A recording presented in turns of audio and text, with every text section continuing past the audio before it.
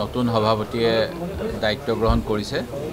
আৰু যোৱা সময়ছোৱাত আমাৰ দলক নেতৃত্ব দিয়া ভূপেন বৰা ডাঙৰীয়া তেখেত আমাৰ বিদায়ী সভাপতি তেখেতক মই তেখেতৰ যোৱা সময়ৰ যিখিনি অৱদান তাৰ বাবে কৃতজ্ঞতা জনাইছোঁ ধন্যবাদ জনাইছোঁ আৰু এটা নতুন টিম আমাৰ নেতা ৰাহুল গান্ধী ডাঙৰীয়া আমাৰ সভাপতি মল্লিকাৰ্জুন খৰ্গে ডাঙৰীয়া আৰু UPA চেয়াৰমেন সোনিয়া গান্ধীৰ আশীৰ্বাদ লৈ আমি অসমত দায়িত্বভাৰ আজি গ্ৰহণ কৰিব আমাৰ সভাপতিয়ে এই সুযোগতে মই অসমবাসী ৰাইজৰ আমি যাতে কাম কৰিব পাৰোঁ তাৰ বাবে ৰাইজৰ পৰাও দিহা পৰামৰ্শ আশা কৰিলোঁ আৰু আমাৰ কৰ্মীসকলেও যাতে ৰাইজৰ লগত সম্পূৰ্ণ যোগদান কৰে তৃণমূল পৰ্যায়ত এই আহ্বান দলৰ সকলো তৃণমূল পৰ্যায়ৰ বিষয়ববীয়াক জনাইছোঁ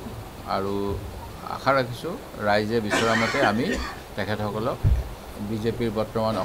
অপশাসনৰ এটা বিকল্প দিবলৈ সক্ষম হ'ম আৰু আপোনালোকৰো সহযোগিতা পৰামৰ্শ কামনা কৰিলোঁ।